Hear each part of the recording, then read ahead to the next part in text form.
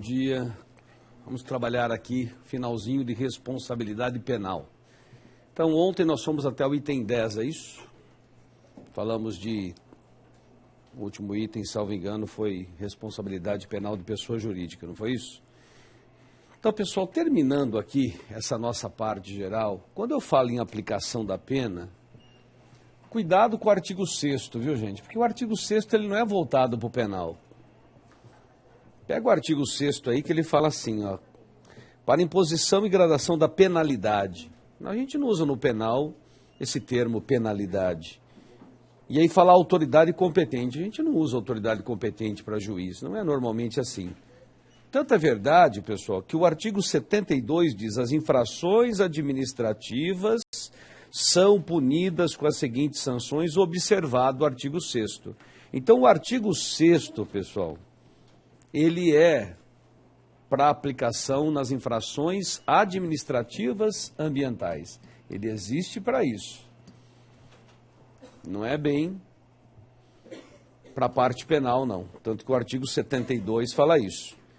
Então, quando você pegar o artigo 6º aí, inclusive note o artigo 6º, no inciso 3º, que ele cita que eu tenho que levar em conta a situação econômica do infrator. Bom, eu não chamo o cara que pratica crime de infrator normalmente, né? Não é esse o termo que eu utilizo. E ele fala que eu tenho que levar em conta a situação econômica do infrator. E quando você chega no artigo 18, quando ele fala em multa aí já na parte penal, ele fala que você tem que levar em conta a vantagem econômica oferida. Seria contraditório se eu levasse em conta. Então, o que eu levo em conta? Eu levo em conta o artigo 6º, que fala situação econômica do infrator ou a vantagem oferida com o crime ambiental. Então, note que tudo isso leva à conclusão que o artigo 6º não se presta para a parte, né, penal. Isso aqui é para a parte administrativa, como você vê no artigo 72. Outra observação, pessoal, no artigo 7º, o artigo 7º ele fala algo que você estuda lá sempre no direito penal, né? As penas restritivas de direitos são autônomas e substituem as privativas de liberdade quando? Então, isso você tem lá no Código Penal brasileiro. Mas você lembra que está escrito lá no Código Penal, no artigo 44? Então, coloque aí, fazer um exame comparativo com o CP 44, que outro dia caiu numa prova e muitos erraram, né? Porque lá no Código Penal, você pode fazer a substituição de PPL por PRD quando a pena é... Qual é a pena lá? 4 ou menos. Lê aqui o artigo 7º. Aqui fala que, aqui, nos crimes ambientais, a pena tem que ser inferior a 4. Olha que tem uma pequena diferença. No penal, 4 ou menos. Aqui, menos de 4. Aqui é mais rigoroso e é uma norma especial. Alguém já tinha lido isso? Então, veja, às vezes cai isso numa prova. Então, não é o mesmo parâmetro. Observou? Então, faça uma leitura do artigo 7º com o artigo 44 do penal e você vai ver que tem algumas diferenças. No artigo 8º da Lei dos Crimes Ambientais, nós temos listado aí, temos listadas as penas restritivas de direito. E eu peço que você faça uma comparação com o Código Penal 43, que você vai ver que algumas coincidem e outras não. Preste atenção nisso.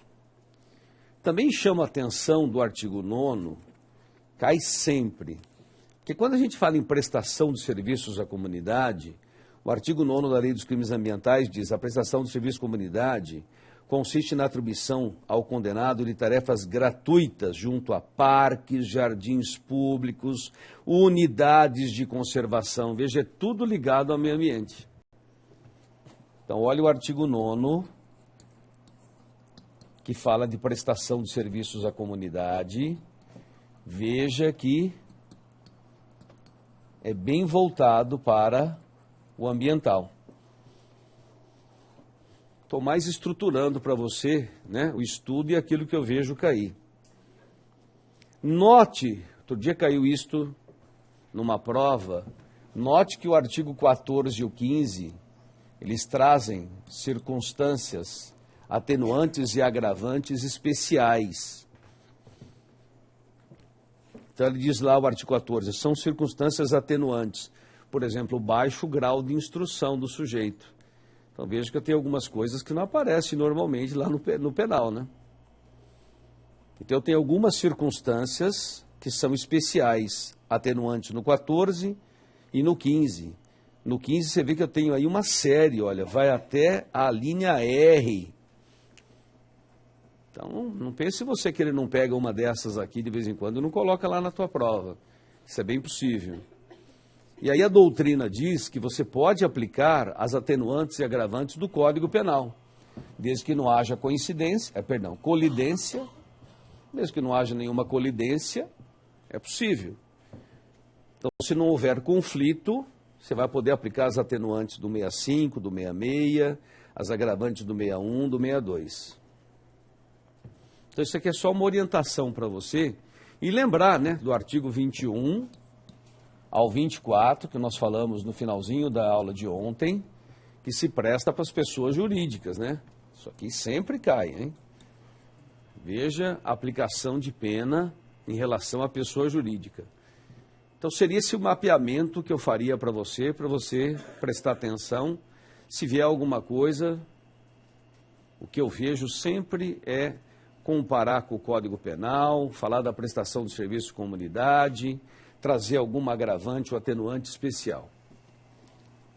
12. Normalmente, quando você estuda o sursi penal, você estuda 4 espécies, não é? O sursi simples, o especial, o etário e o humanitário. Então lembra que tem o sursi ambiental, né, gente? Às vezes você não estuda lá no penal, mas cuidado, né? Nós temos 5 espécies, na verdade. Porque o artigo 16... Então vamos lembrar, o sursi simples, qual é a pena que admite? Até 2, né? E o etário humanitário? Até 4. Aí vem o artigo 16 e diz, nos crimes ambientais, o sursi pode ser aplicado quando a condenação não superar 3 anos. Então veja que ele fica no meio do caminho. Olha o artigo 16. Então cuidado, hein? Lembre-se que eu tenho um sursi específico para crimes ambientais, admissível com pena de até 3 anos. E o artigo 17, ele faz uma comparação com o CP 78, parágrafo 2º, letra A. Então, lembra lá do Código Penal, no 78, que ele fala quando as circunstâncias forem favoráveis e o sujeito reparar o dano, o juiz pode substituir, né? Em vez de cumprir aquelas condições que estão lá na lei, o juiz pode pôr outras condições mais simples para ele cumprir. Não é isso que está aí no 78? Então aí vem a nossa lei ambiental e diz, quando for aplicável o sursi ambiental especial, esta reparação do dano tem que ser reparação do dano ambiental. Então, onde está escrito no penal que você tem que comprovar que reparou o dano, no ambiental é reparação do dano ambiental. E lá, quais são as condições que o juiz impõe? Não frequentar lugares, não é isso aí? Aqui ele fala, e todas as condições impostas pelo juiz deverão relacionar-se com proteção ambiental. Então tem que impor para o cara aí, às vezes, uma vez por quinzena, em alguma unidade de conservação, prestar algum serviço. Eu não sei se você já teve a oportunidade de ver, mas tem, né? Concurso de delegado eles perguntam, mas não custa cair aí no Ministério Público, né?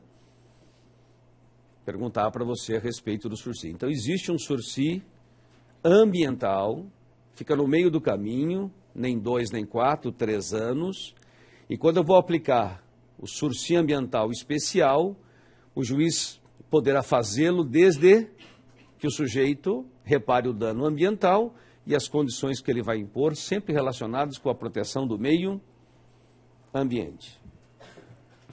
Outro ponto é a parte de perícia. Outro dia caiu isso aqui numa prova e no último exame do MP, no oral lá, o nosso examinador perguntava e muitos alunos não sabiam nem o 19 nem o 20, gente.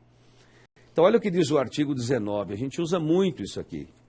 Ele fala assim no 19, parágrafo único, que é o que mais me interessa. A perícia produzida no inquérito civil ou no juízo cível poderá ser aproveitada no processo penal, instaurando-se o contraditório. Então, veja, pessoal, quando eu faço, é o 19, parágrafo único. Quando eu faço uma perícia no inquérito civil, não preciso fazer inquérito policial. Eu simplesmente uso os elementos que eu tenho aqui.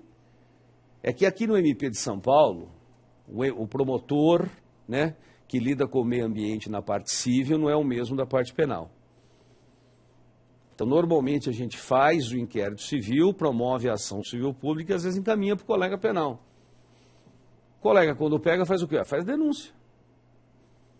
E aí você veja o que está aí no parágrafo único. Ele diz no 19, a perícia produzida no inquérito civil ou no juízo civil poderá ser aproveitada no processo penal, instaurando-se o contraditório. Então você faz a denúncia.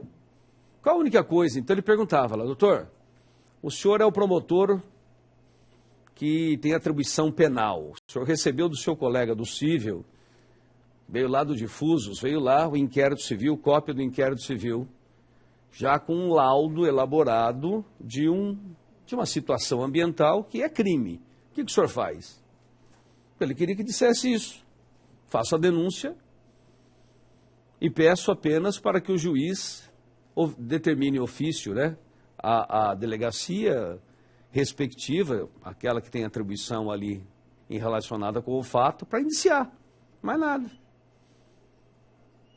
E o contraditório? O contraditório se fará na sequência. Será um contraditório diferido, como é normalmente, mas não é assim? Quando a polícia faz o laudo, não é assim? O laudo lá está juntado, então em vez da polícia fazer, você que fez. Quer dizer, não é bem você, né?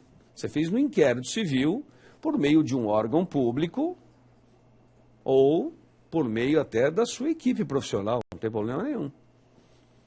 Então isso aqui é prova emprestada, gente. Posso pegar uma prova emprestada num processo civil, numa ação civil pública, e fazer uma denúncia instaurando-se o contraditório na sequência. Então ele perguntou isso para vários alunos lá e os alunos não lembravam.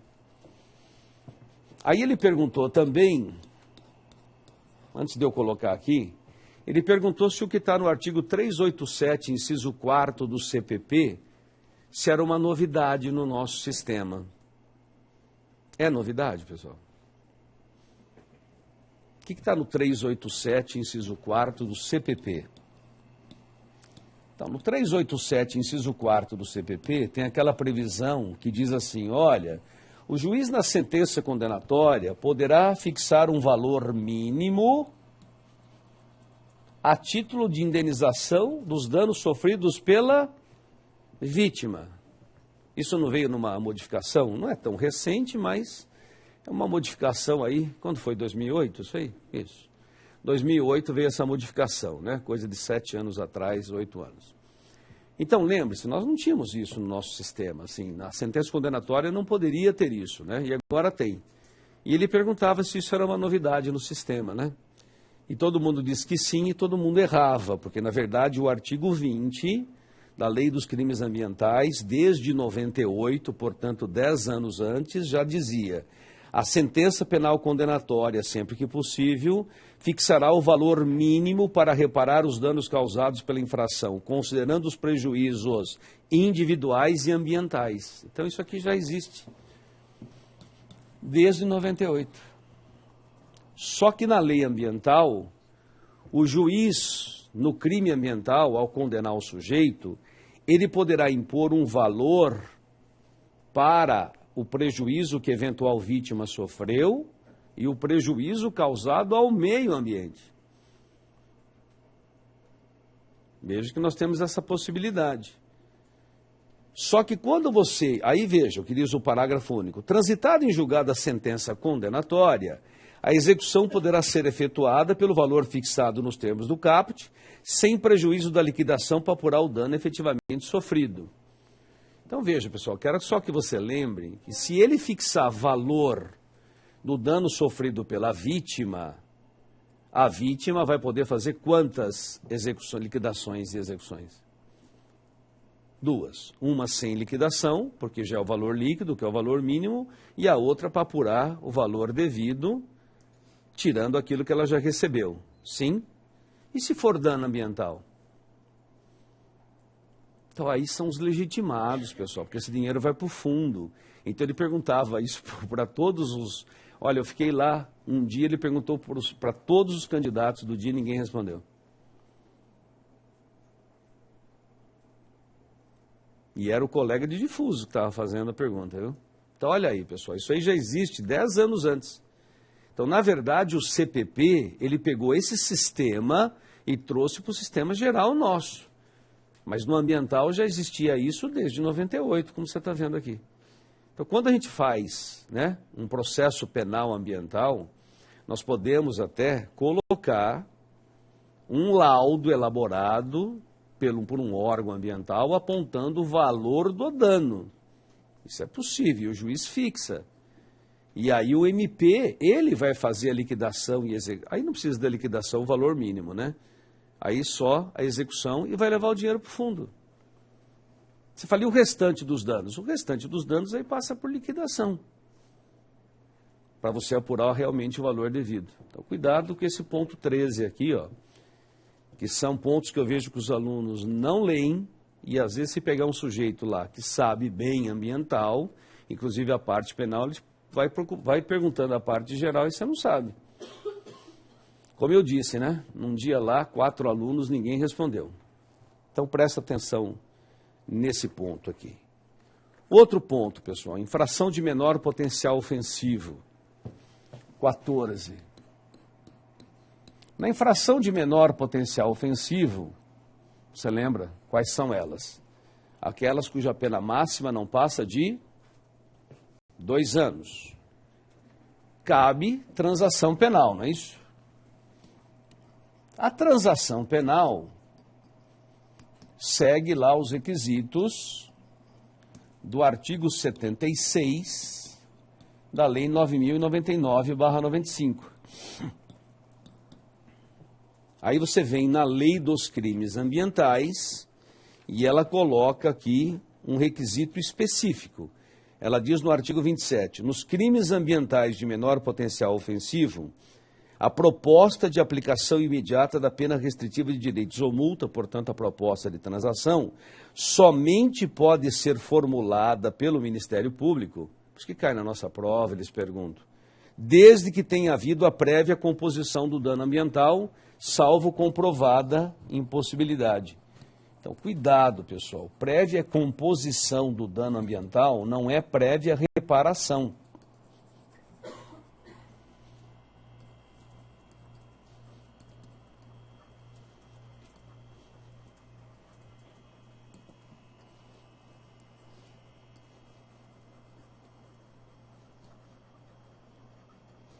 Então, a prévia composição é o acordo, hein? Seria, por exemplo, o TAC, fazer um termo de ajustamento de conduta com o promotor. Mas lembre-se que o TAC não é feito só com o promotor, né? Pode ter sido feito com um órgão ambiental. Você sabe que eu trabalhei pouco com a Lei 9.099, né? Coisa de 5 meses. Eu não suportei. É muito... é mar sem onda. Né? Eu não gosto de coisa... Eu gosto de coisa pesada, sempre gostei.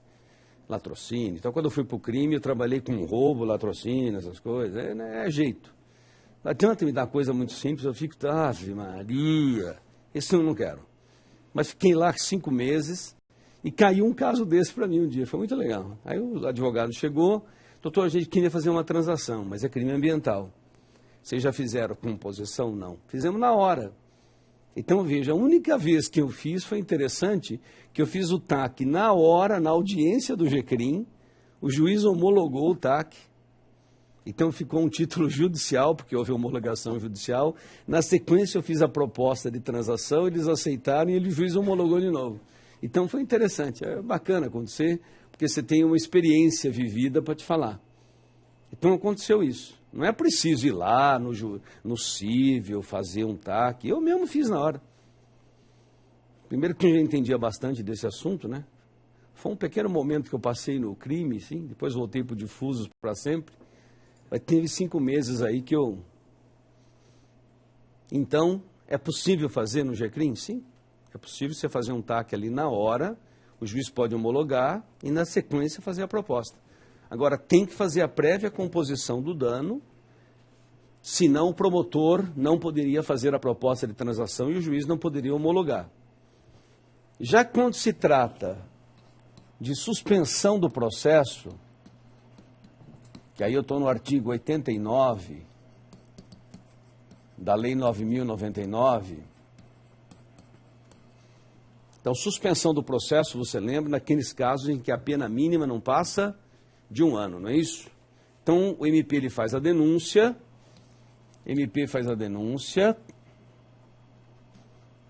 faz a proposta, tem a aceitação e tem a homologação pelo juiz, não é isso, gente? Então, o promotor faz a denúncia, faz a proposta, tem a aceitação, o juiz primeiro recebe inicial, né? Vamos lembrar isso, recebe inicial, homologa a suspensão do processo e o cara vai cumprir. Lá na frente, se o cara cumprir tudo direitinho, o que a lei diz que o sujeito é merecedor? É merecedor do quê? De extinção de extinção de punibilidade, não é isso? O artigo 89, parágrafo 5º. Ah, eu pus 86, né? Tô loucão, né?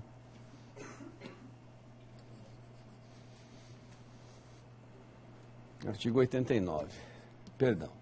Aí vem o 89, o parágrafo 5º, ele fala que cabe extinção de punibilidade. Então, aqui, como eu falei para você, é o 27, né? Artigo 27 da nossa Lei dos Crimes Ambientais, que diz que nos crimes ambientais de menor potencial ofensivo, a proposta de transação exige a prévia composição.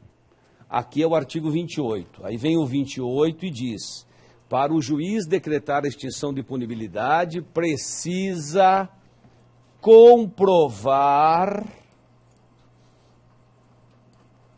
a reparação do dano ambiental, salvo impossibilidade de fazê-lo.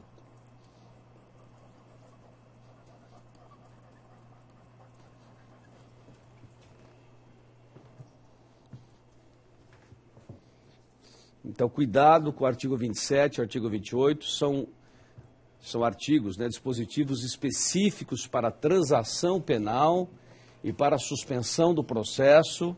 Veja que eu tenho requisitos específicos a serem acrescentados na transação penal e na suspensão do processo. Você viu que eu apertei um pouquinho, porque senão a gente fica aqui e eu quero ver tutela de política urbana, como a gente prometeu, né? Então vamos começar com a tutela de política urbana rapidamente. Ó, parte especial, pessoal. Então, como eu falei para você, nem para delegado cai. Os últimos 3 exames que eu dei aula, né?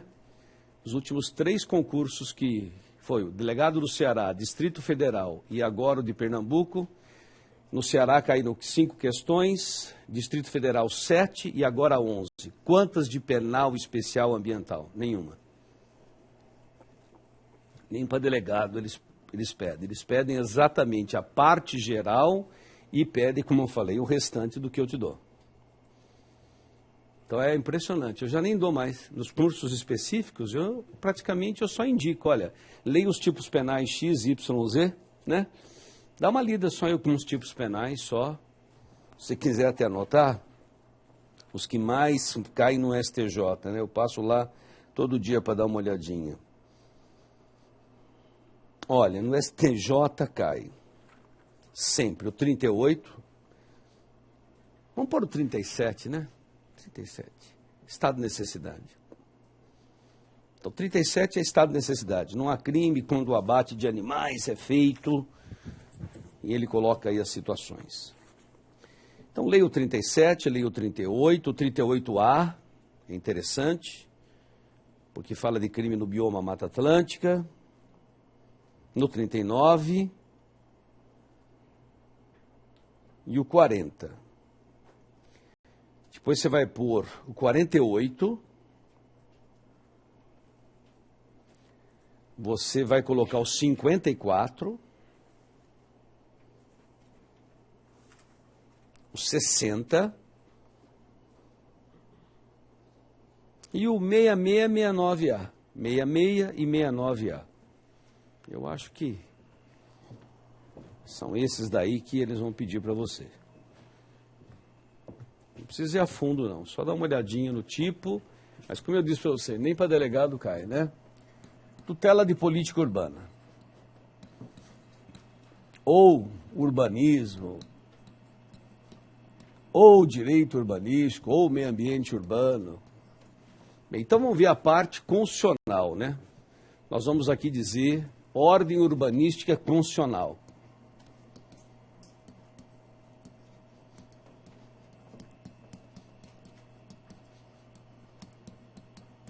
Então, pessoal, preste um pouquinho mais de atenção nisso aqui, viu? Porque o pessoal está perguntando bastante, hein?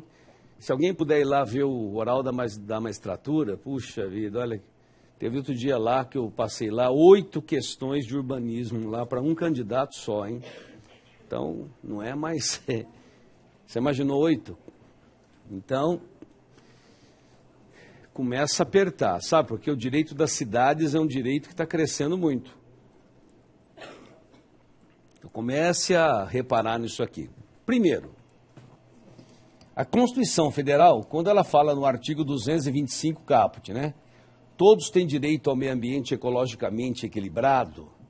Olha, nós tivemos, lembra que nós estudamos, né? As espécies do meio ambiente que a gente fala, os aspectos. Nós falamos do meio ambiente físico, natural, cultural, do trabalho, meio ambiente urbano. Então veja, meio ambiente artificial ou urbano. E você vai encontrar na sua prova, e nos livros até, julgados do STJ, eles usam o termo meio ambiente construído. Isso é meio ambiente urbano, ou urbanismo, é isso que nós estamos estudando. Então veja, quando nós estudamos o meio ambiente, dentro do meio ambiente aí, eu estou falando do meio ambiente artificial urbano. Aí quando nós vimos o artigo 170, lembra? Aí o 170 caput diz assim: a ordem econômica fundada na valorização do trabalho humano e na livre iniciativa tem por fim levar a todos dignidade, atendido os seguintes princípios: função social da propriedade. Então eu pergunto, turma, quando que a propriedade urbana cumpre a sua função social? Vamos, turma. Está no oral. Não me recordo, excelência, não é assim que a gente faz? Então, tinha um dia lá, eu não presenciei, mas tomei conhecimento. Tinha um aluno lá fazendo oral e perguntava para ele, ele falava, não me recordo, excelência. E pergunta de novo, não me recordo, excelência. Pergunta de novo, não me recordo, excelência. E o examinador ficou bravo, né? O senhor não recorda ou não sabe? Eu não recordo se eu sei, excelência. Puxa, aí foi um desastre.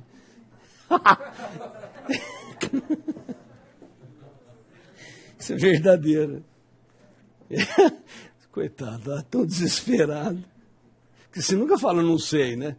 Não sei. Não sei. Você fala, não me recordo, excelência, né? A gente fala muito. O senhor não recorda ou não sabe, então. Pessoal, lembra do artigo 182, cujo parágrafo 2º fala: a propriedade urbana cumpre a sua função social quando cumpre o plano diretor. Então, existe a função social da propriedade urbana no artigo 182, parágrafo 2º. Veja, tem um dispositivo só para isso. Então, a propriedade urbana, ela é obrigada a cumprir o plano diretor. Se ela não o fizer, não cumpre a sua função social. Só que cuidado que muitas vezes na prova eles colocam a função social da propriedade rural e mistura para você. Então, deixa anotado aí, a função social da propriedade rural está no artigo 186, está aí coladinho. Você dá uma lida. né? Porque lá fala, né, que a propriedade tem que ter um aproveitamento racional e adequado, utilizar adequadamente os recursos naturais. Então lembre-se que às vezes ele, né, dá uma invertida para você, para te atrapalhar. E aqui, o inciso 6º, quando fala defesa do meio ambiente, então veja, quando você está explorando a atividade econômica, dentre essas espécies, essas vertentes do meio ambiente que você tem que proteger, um é o meio ambiente urbano. Então veja, tudo que nós estudamos de meio ambiente, a gente vai agora canalizando para dentro do meio ambiente urbano.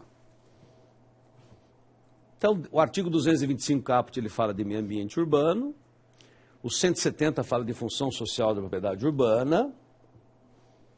Bem, beleza isso aqui? Bom, vamos ver onde que a Constituição fala de política urbana agora. Aí a Constituição tem alguns dispositivos que são específicos para a política urbana. Então, vamos começar lá no artigo 21. A Constituição Federal, a gente pega no artigo 21 e olha o que ela coloca aqui, ó, no inciso 18. Compete à União planejar e promover a defesa permanente contra as calamidades públicas, especialmente secas e inundações. Então, Constituição Federal 21/18. E ela fez isso? Fez. Ela editou a Lei da Política Nacional de Proteção e Defesa Civil para cuidar exatamente de desastres naturais. Então, para quem não sabe, pessoal, a defesa civil, ela sempre existiu, mas nunca foi regulamentada. Sempre foi uma criação do Estado, do município. Esta lei de 2012 é que regulamentou a proteção pela defesa civil no país inteiro. Aí ela traz atribuições da União, estados e municípios. Então não tinha uma ordem. Não existia uma lei regente da matéria, e agora eu tenho. Então, tudo isso está dentro de urbanismo. Não existe política urbana se eu não controlar desastres naturais nas cidades. É o artigo 21/18. Aí vem o artigo 21/20, e ele fala: cabe à União editar diretrizes para o desenvolvimento urbano. Qual foi a lei que fez isso, turma? Estatuto da Cidade. Estatuto da Cidade, a Lei 10.257/01, trouxe todas as diretrizes para o desenvolvimento urbano no artigo 2º. Cai em prova? Chove. Pode ler. Mas cai mesmo. Então, as diretrizes para o desenvolvimento urbano estão todas estabelecidas no artigo 2º do Estatuto da Cidade. Então, a lei que veio regulamentar isto foi a Lei 10.257/01.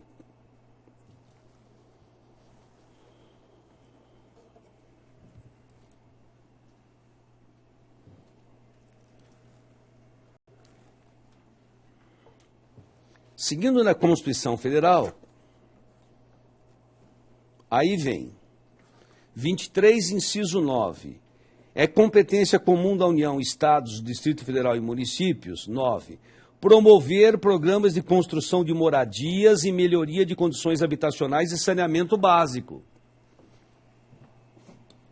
Então, veja, é uma competência de natureza concorrente.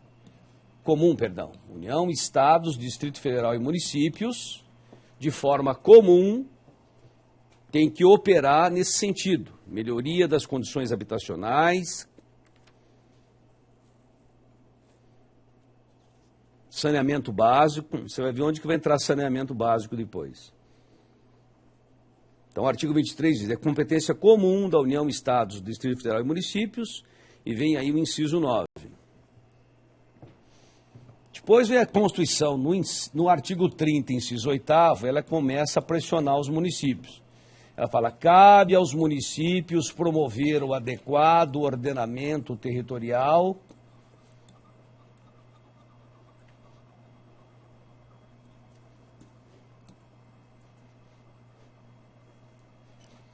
mediante o planejamento e o controle do uso, parcelamento e ocupação do solo urbano.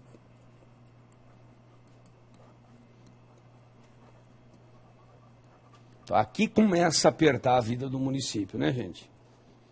Que a Constituição, nesse artigo 30, inciso 8º, traz para o município esta obrigação, esse dever de promover o adequado ordenamento territorial, fazendo o planejamento. Então eu pergunto, meus amigos, qual é o principal instrumento de planejamento urbano?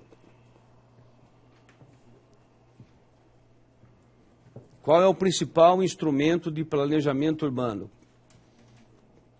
Então, aí você vai no Estatuto da Cidade e o artigo 4º diz: para os fins desta lei serão utilizados, entre outros instrumentos, inciso 3º, o planejamento municipal, vírgula, especialmente com a linha A, plano diretor. Então, o principal instrumento para fazer o planejamento está aqui, ó, 4º, 3º, a linha A do Estatuto da Cidade, é o plano diretor.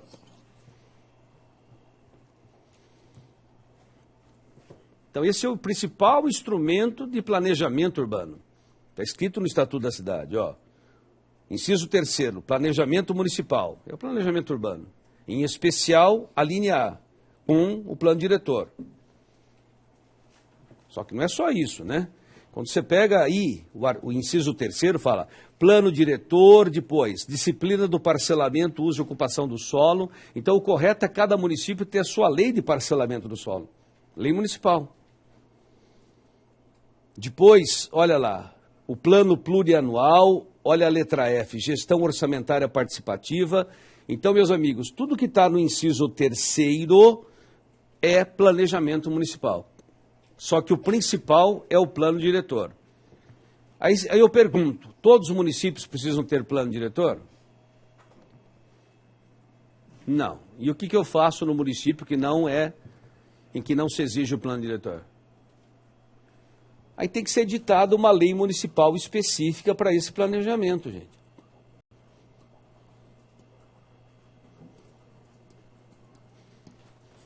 Muitos autores dizem, e eu entendo assim também, e o MMP entende, nós entendemos que por força do ditame constitucional, nenhum município pode ficar sem uma legislação de planejamento urbanístico. Pode não ser o plano diretor, mas tem que editar uma lei. A Constituição manda. Ela não fala, se ela falasse que era só plano diretor, ela colocaria plano diretor, ela não põe. Ela fala que você tem que fazer o planejamento urbanístico. E aí é o nosso problema, nós fazemos planos diretores maravilhosos, depois o que a gente faz? Não, a gente não faz, a gente não controla. Esse é o problema do Brasil. Então o grande problema do Brasil é o seguinte, leis nós temos aos montes, mas não temos fiscalização. Não se cumpre lei no país. Eu até, não sei se você percebe isso, eu vejo que tem até um certo prazer em descumprir lei, nunca vi um negócio desse. Ah, essa não pegou. É interessante. Eu acho que a gente tinha que colocar agora no final das leis assim, esta lei entra em vigor no dia tal, e esta lei pegará no dia tal. O que você acha de um dispositivo assim? Para dizer, essa tem que pegar. Então, esse negócio da lei não pegar, então só no Brasil que a lei vai embora por força de inaplicabilidade. Então, meus amigos, olha, o artigo 38º, ele joga um caminhão em cima do município, porque, veja, qualquer loteamento, parcelamento do solo, quais são as duas formas de parcelamento? Desmembramento e loteamento. Então, qualquer loteamento irregular, o município que é responsável. Qualquer ocupação irregular em área de risco, o município é responsável. Pois que o município vai no polo passivo quase sempre. E, finalmente, a Constituição Federal A Constituição Federal diz no artigo 182, caput, de novo joga nas costas do município. Então aí vem o artigo 182 caput da Constituição e ele diz 182. Vamos ler juntos aqui, ó. A política de desenvolvimento urbano a ser executada pelo poder público municipal é responsabilidade do município, conforme diretrizes gerais fixadas em lei. Quais são essas diretrizes? O Estatuto da Cidade. Então, observe bem, quem determina que os municípios obedeçam às diretrizes do Estatuto da Cidade é a Constituição, não é o Estatuto da Cidade que fala isso. Leia o artigo 182, ó. A política de desenvolvimento urbano é executada pelo Poder Público Municipal conforme diretrizes fixadas em lei. Ou seja, a determinação para que os municípios atendam às diretrizes gerais fixadas do Estatuto da Cidade é constitucional. Bom, então, diante de tudo isso, diante de todos esses ditames e as leis que vierem em complemento, eu posso, então, estabelecer que a Constituição impõe uma ordem urbanística a ser atingida, né? Que é o tema que nós estamos estudando, ó.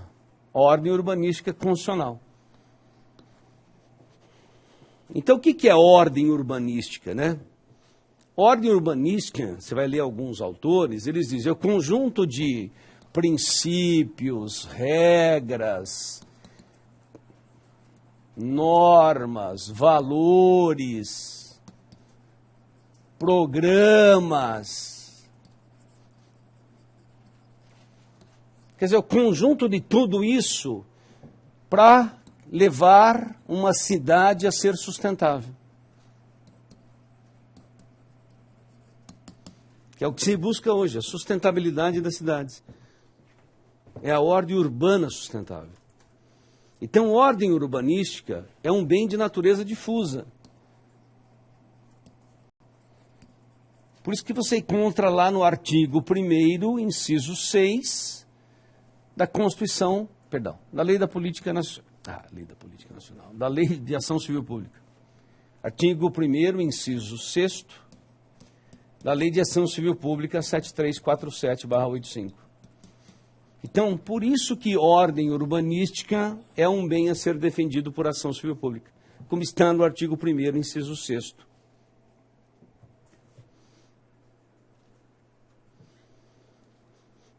Então, quando você entra, por exemplo, com uma ação civil pública, ok? Porque você tem um parcelamento do solo irregular, geralmente o loteador, que é o réu, ele diz, você está defendendo interesses individuais dos adquirentes de lotes. É lógico que eu estou. Só que inicialmente estou defendendo o quê? A ordem urbanística, que é um bem difuso. Então, qualquer regularização que você pede na ordem urbanística, em primeiro lugar, é um pedido difuso. Por isso que o MP sempre vai ter legitimação. Percebe? Então, qualquer medida que se adote, que você exija, qualquer ação que você promove, a primeira coisa que você quer é a adequação urbanística. E a adequação urbanística está dentro dessa ordem urbanística. Conjunto de princípios, regras, valores, né? Normas, programas, todo esse conjunto voltado para uma cidade sustentável é um componente difuso. Por isso que está lá na Lei de Ação Civil Pública, no artigo 1º, inciso 6º. Então, se você observar, a Lei de Ação Civil Pública, quando ela pega lá no artigo 1º, falando quais são os bens a serem defendidos por ação civil pública, o que ela coloca no inciso 1º? Meio ambiente. E no inciso 3º? Bens e valores de valor artístico, estético, histórico, não é isso? E no inciso 6º? Ordem urbanística. Então veja que todos os meios ambientes, todas as espécies de meio ambiente estão aí. No inciso 1º é o meio ambiente físico natural, no inciso 3º é o cultural, esse aqui é o meio ambiente urbano. Note bem. Na verdade, poderia colocar tudo como meio ambiente. Mas como tem essa discussão, né? Se o direito urbanístico hoje é um direito que tem regramento próprio, princípios próprios e tal. Então, para não gerar dúvida, colocaram em 3 incisos. Mas é tudo meio ambiente.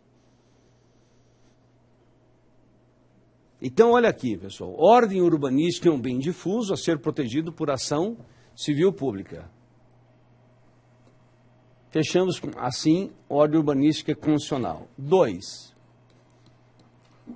Quando a gente fala em urbanismo, o direito urbanístico, deixa eu pegar só o que eu tenho aqui a respeito.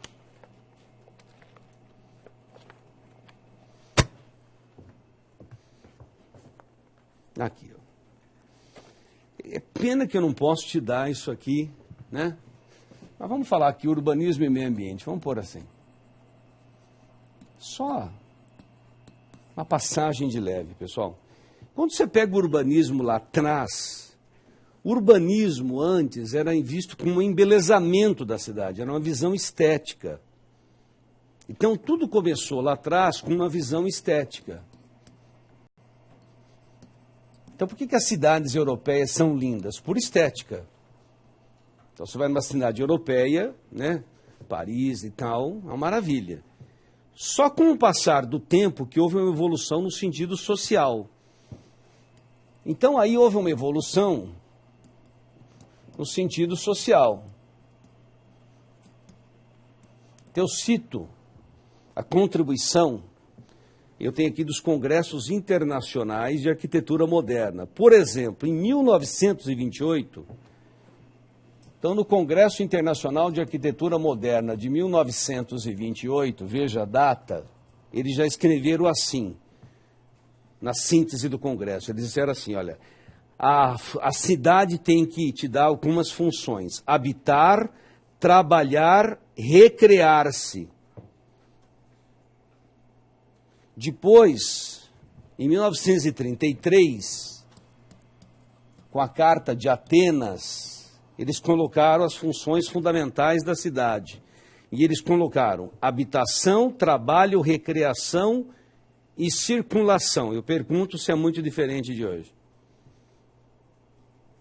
Ó, habitação, o que eu vejo de gente na rua atualmente sem habitação.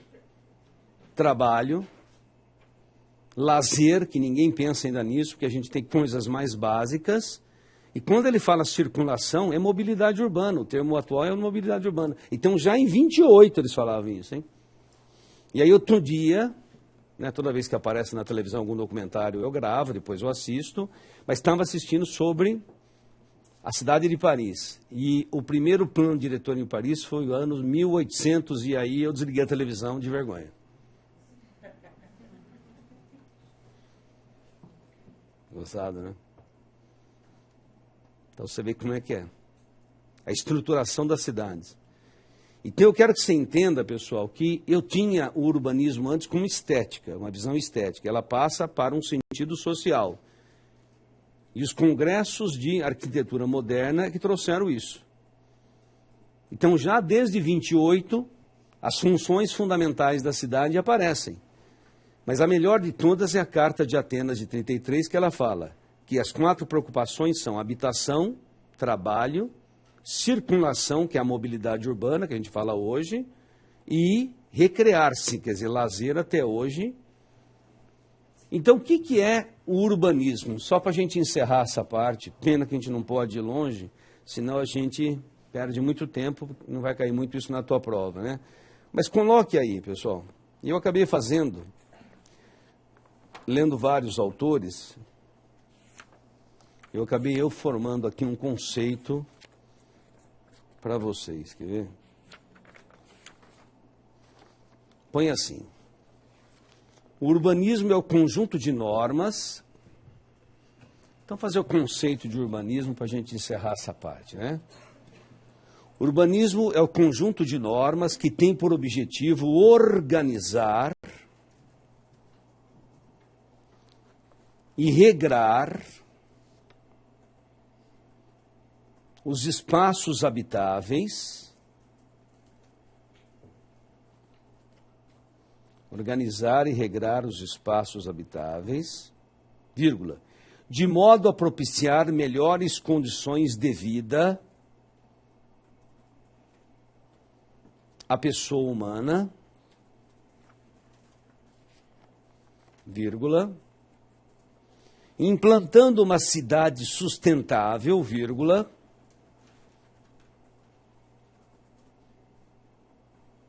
socialmente e ambientalmente justa, vírgula,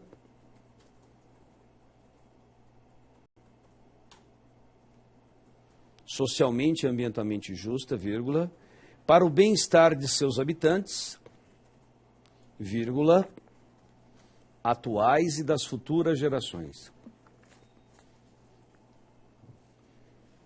Atuais e das futuras gerações. Isso aí é um resumo de Eli Lopes Meireles, com Zé Afonso da Silva, com Luiz Antônio. A gente vai lendo tudo. Eu fiz um mix e fiz esse conceito para você. Esse seria o conceito do que é o urbanismo hoje. Beleza? Já voltamos então.